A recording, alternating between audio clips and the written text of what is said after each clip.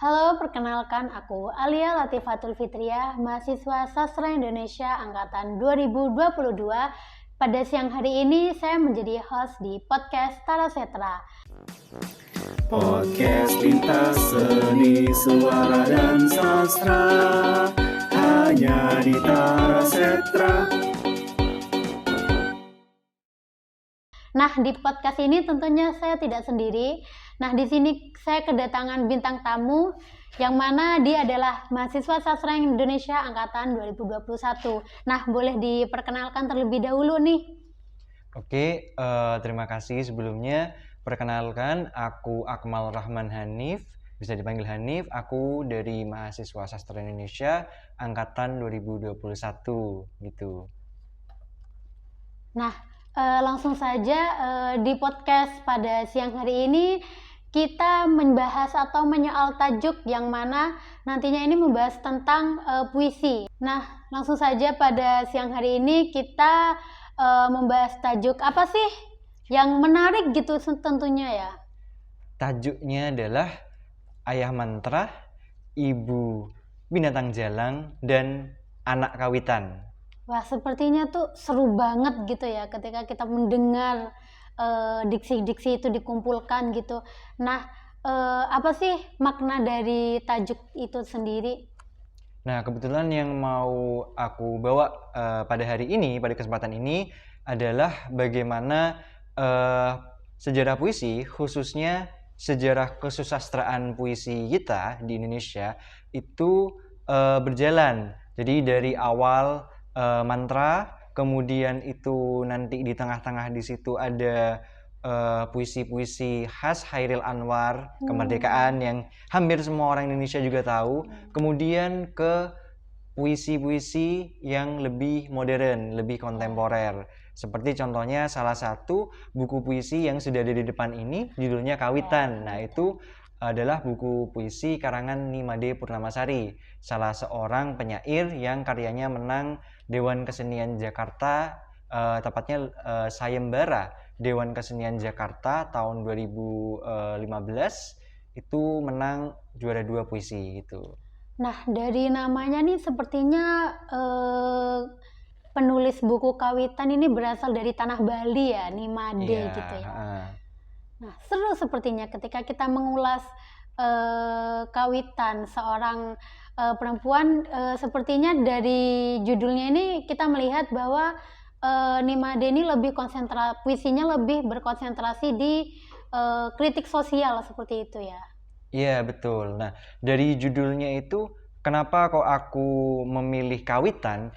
Karena di sini Kawitan artinya itu awal atau asal mula, atau kalau misalkan dalam istilah Bali itu adalah tanah asal muasal leluhur gitu.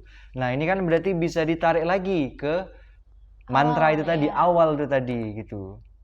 Gitu.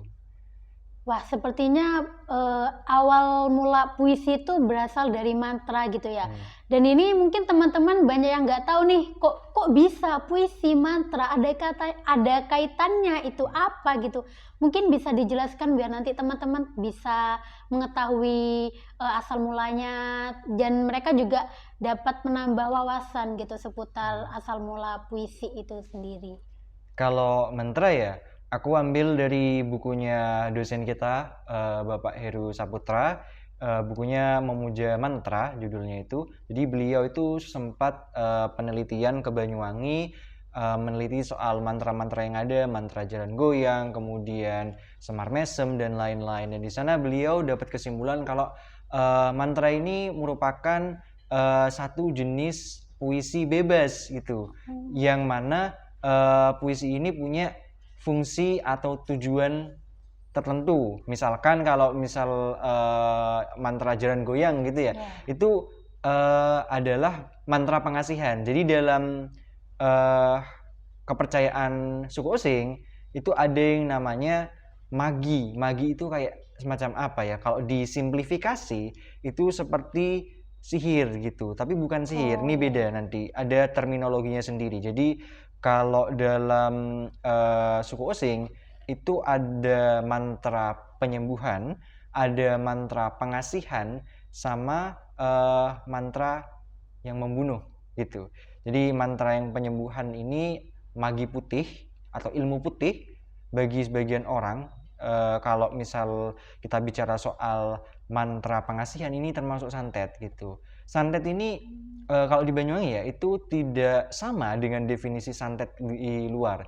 Biasanya kalau di luar ini santet itu diasosiasikan dengan mantra yang bisa membunuh orang. Ini enggak. Jadi mantra ini santet ini hanya membuat orang lain tuh jatuh cinta gitu. Namanya itu salah satunya jalan goyang yang terkenal. Itu maginya warnanya itu kuning dan merah. Oh, ada warnanya gitu ya? Ya, ada warnanya tersendiri gitu. Nah, kalau yang mantra untuk bunuh itu mantra untuk menyakiti itu hitam, magi hitam gitu. Nah, kalau dari mantra sendiri itu bentuknya puisi bebas dan tidak terikat sama misalkan rima, kemudian tidak terikat sama bait-bait. Biasanya di mantra itu bahkan tidak ada baitnya, ya sudah satu bait itu nggak ada 2 bait, 3 bait gitu. Justru di sana banyak sekali kata-kata yang diulang, misalkan kata-kata Arab assalamualaikum, bismillah gitu yang mungkin diplesetkan gitu. Itu ada itu teori soal formula, soal mantranya itu. Banyak yang sarjana kita yang udah neliti soal mantra juga itu menurutku bagus dan cocok untuk dikaji lebih mendalam gitu. Wah, keren ya ternyata. Yang kita tahu tuh mantra hanya sebatas mantra gitu, mantra menyembuhkan, ternyata banyak variasinya gitu. Nah, seiring berjalannya waktu, perjalanan puisi itu juga memiliki lika-liku tersendiri gitu ya. Nah, mungkin Hanif bisa menjelaskan gitu perjalanan puisi dari yang awalnya mantra-mantra itu sekarang menjadi puisi yang kontemporer, yang unik-unik gitu, banyak tipografinya gitu. Kalau bicara soal perkembangan puisi ya tentu kita harus bicara soal Balai Pustaka gitu. Iya, jelas. Karena seperti yang kita tahu, Balai Pustaka ini adalah starting point untuk sastra Indonesia ke depannya. Karena kan Balai Pustaka ini didirikan untuk memerangi bacaan liar. Ya, meskipun sebenarnya Balai Pustaka itu adalah suatu usaha Belanda untuk mengontrol bacaan Indonesia gitu loh, agar rakyat Indonesia kasarannya tidak memberontak gitu. Nah, aku udah nyatet beberapa nih ya, mulai dari angkatan 20, kemudian 30, 45, 40 sampai 55 sampai seterusnya gitu. Jadi kalau di angkatan 20 itu kita akan beralih dari mantra ke bentuk syair, ke bentuk puisi-puisi yang lebih konvensional gitu. Misalkan kalau di zamannya Balai Pustaka ini kita akan ketemu dengan biasanya kalau karya-karya puisi itu tidak terlalu populer ya kalau misalkan kita bicara soal angkatan Balai Pustaka. Tapi kalau kita bicara soal sastrawan yang ada di angkatan Balai Pustaka itu misalkan ada Merari Siregar, kemudian Abdul Muiz yang bikin Salah Asuhan. Bahkan kalau dirimu ingat itu ada Hamka gitu di bawah lindungan Ka'bah gitu. Nah, di situ puisi-puisinya ini masih berupa perumpamaan klise gitu. Jadi masih menggunakan kalau secara bentuk ya itu masih menggunakan majas perumpamaan simile gitu loh. Nah, aku juga harus bilang ini kalau di zaman dulu orang-orang ini menganalisis suatu karya itu tidak bilang kita menganalisis unsur intrinsik sama ekstrinsik. Tapi orang-orang dulu membedakannya itu struktur estetik, yaitu struktur fisik luarnya dan ekstra estetik yang mempengaruhi gitu.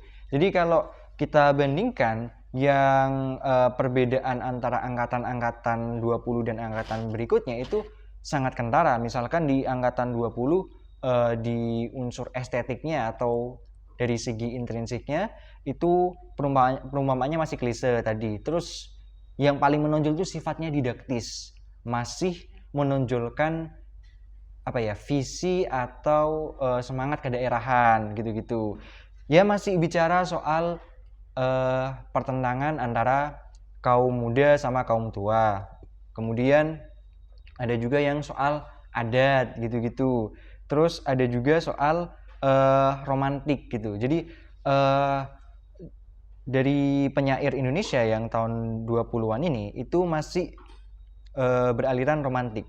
Romantik ini memandang bahwa segala sesuatunya ini apa ya, punya nilai kepahlawanan gitu, punya nilai agung gitu di endingnya.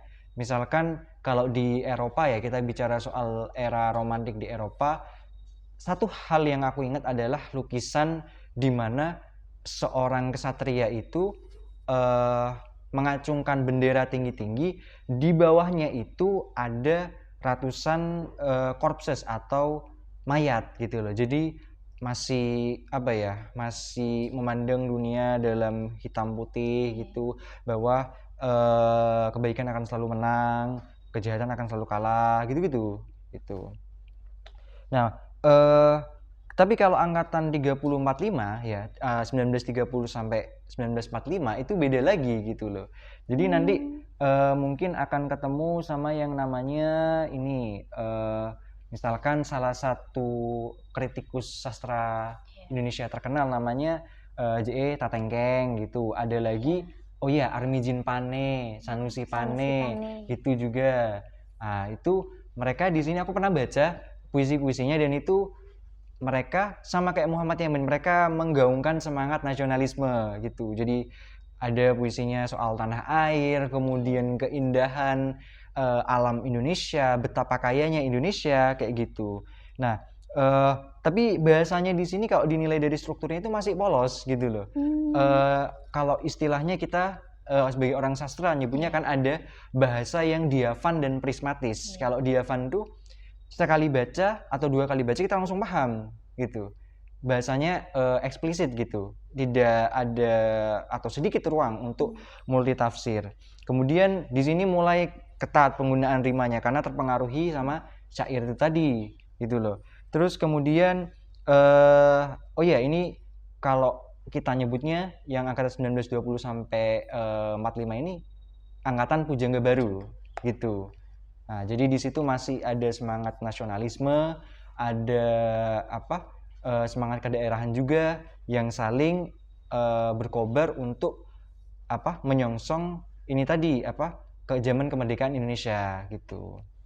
Kemudian ini, nah ini yang tengah-tengah ini gitu. Kan tadi tajuknya adalah ayah mantra, kemudian ibu binatang jalang, dan anak kawitan. Nah, ini kita udah sampai di tengah-tengah. Nah, ibu binatang jalang. Binatang jalang ini jadi trademarknya Chairil Anwar. Ini yang bakal kita bicarain. Soalnya menurutku menarik banget kenapa kok puisi-puisi Chairil Anwar ini menjadi representasi dari angkatan 45. Apalagi puisinya yang aku itu bukan sempat ya, sudah dipajang dari dulu di Universitas Leiden, Belanda gitu. Mengagumkan itu loh. Tarafnya internasional gitu. Iya, sudah taraf internasional. Seakan-akan ketika kita bicara soal puisi Indonesia, Chairil Anwar itu adalah penyair nomor 1 gitu loh.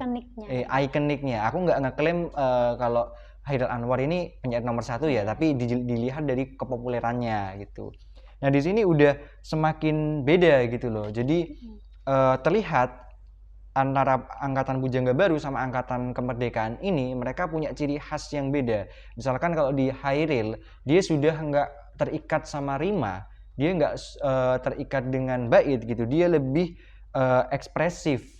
Kalau orang-orang bilangnya lebih ke aliran ekspresionisme gitu. Terus di sini Chairil dan penyair-penyair yang lain kayak misalkan Asrul Sani, kemudian siapa lagi itu kalau 45, lumayan banyak ya gitu.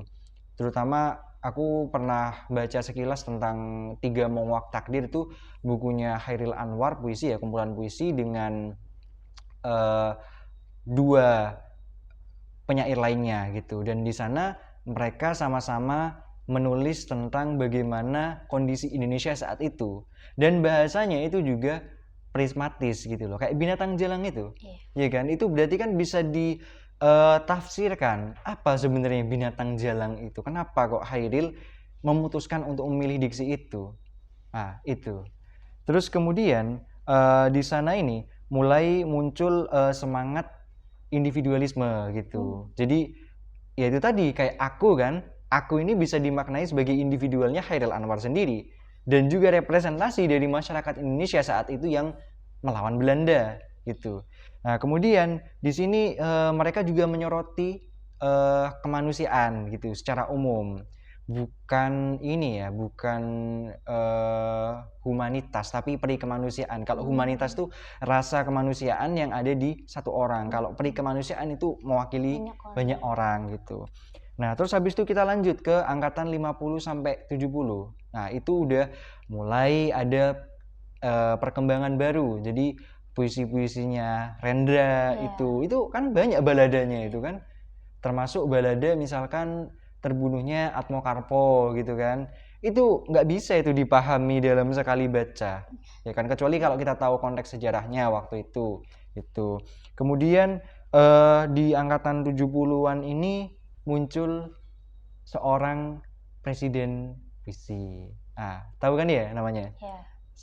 Sutarji Kazum Bahri gitu. Nah, beliau juga yang bikin kredo puisi itu. Jadi beliau bicara soal licentia poetica, bagaimana seorang penyair dapat menabrak atau tidak mematuhi aturan-aturan bahasa yang berlaku demi mendapatkan efek estetis atau menghasilkan makna baru. Kalau misalkan salah satu puisi Sutarji kita ambil, misalkan tragedi Winka Sika gitu kan, itu kan cuma Winka Sika gitu aja. Tapi di sana kelihatan kalau Sutarji ini berusaha menyampaikan sebuah makna mendalam tentang kawin itu sendiri, perkawinan gitu loh. Jadi yang mulai kasih kawin, akhirnya pernikahan antara Winka dan Sika ini berujung ke tragedi gitu. Nah, itu kan udah mulai main tipografi angkatan 1950 sampai 1970. Tapi bukan cuma main tipografi juga, ada juga puisi-puisi perjuangan. Misalkan punyanya Taufik Ismail. Itu aku pernah baca pas SMP. Jadi judulnya adalah Tirani dan Benteng. Di situ adalah kumpulan manuskrip naskahnya Taufik Ismail selama beliau ini menjadi seorang aktivis, seorang demonstran gitu. Nah, di sana aku juga bisa mendapatkan fakta kalau ternyata penyair-penyair di zaman itu banyak sekali yang memperjuangkan nilai-nilai kemanusiaan sosial itu tadi gitu. Nah, habis itu setelah angkatan 70-an kita akan berangkat ke angkatan 2000 sampai angkatan sekarang ya. Kalau angkatan yang sekarang itu lebih bereksperimen lagi. Misalkan contohnya itu Afrizal Malna gitu. Afrizal Malna itu salah satu penyair yang masih eksis sampai sekarang. Ada loh Instagramnya gitu.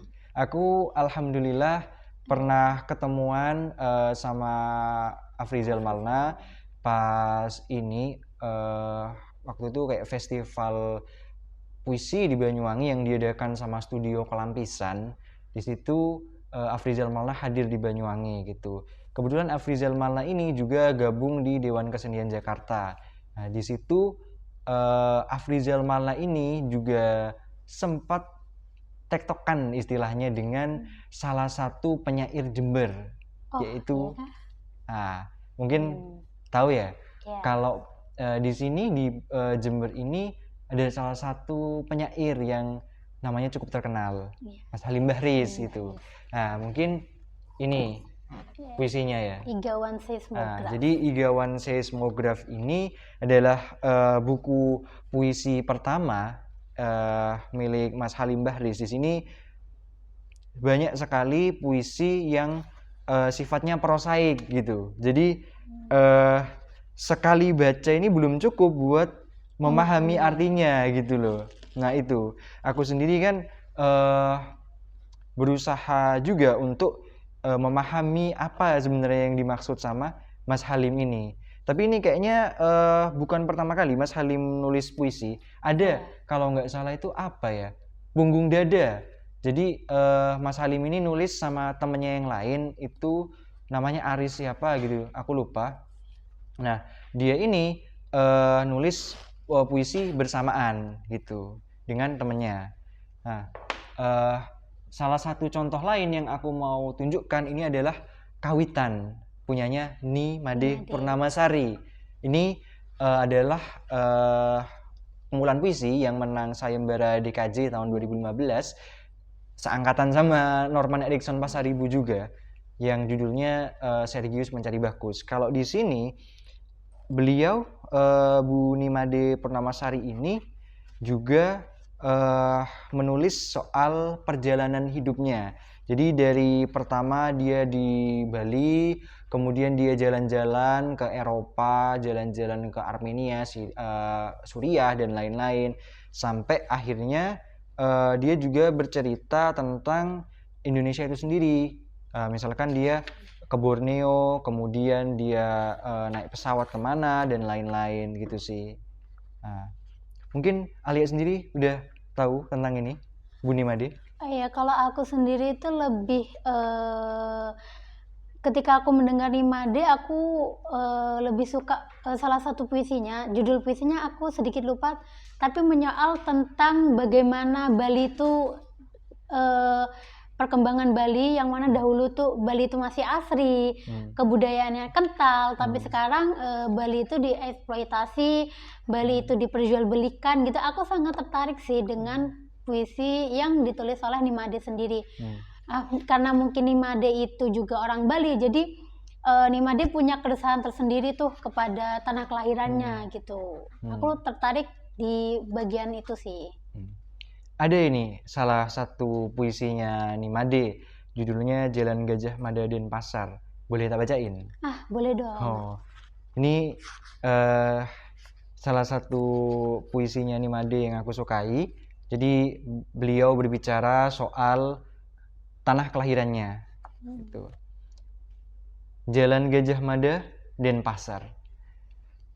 Lebarkan jalan dan tanam pohon perindang.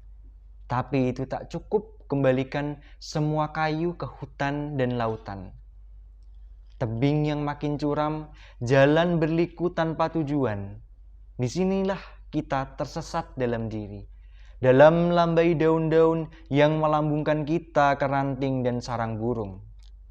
Bacalah papan iklan, dan kau akan tahu betapa jauhnya kita dari rumah. Atau, jauhkan tanganmu dari gerak. Maka kau akan menyadari, waktu tak bisa mengubah ini. Katakan saja, jalan ini makin lebar. Semua kota adalah jalan-jalan besar, dan semua orang kini tak punya rumah. Kita akan melambung, bersarang di pohon perindang, serupa hutan, serupa rumah.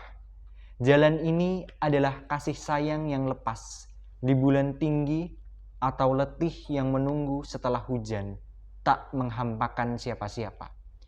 Maka mungkin kita akan tahu, kini kehilangan esok yang tiada. Denpasar 2009. Keren banget puisinya ya. Deep banget, kalau bahasanya Gen Z tuh deep gitu.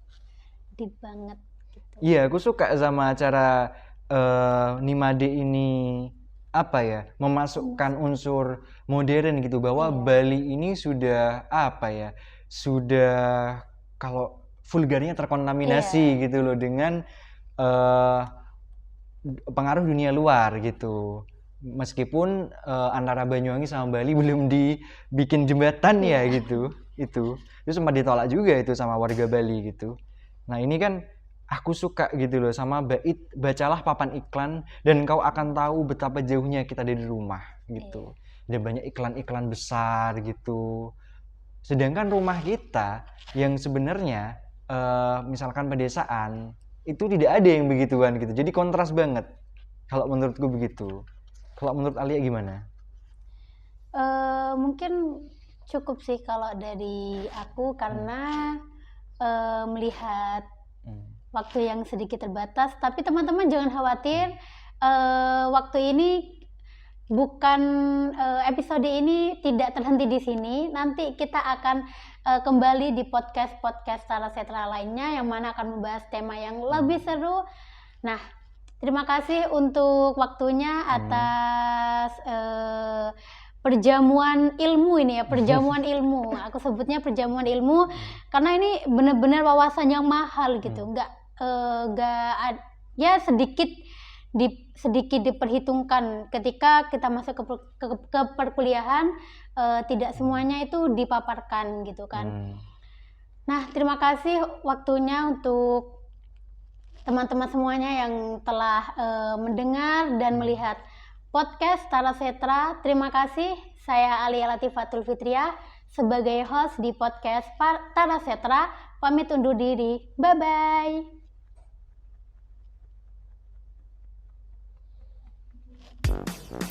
Podcast Lintas Seni Suara dan Sastra hanya di Tara Setra.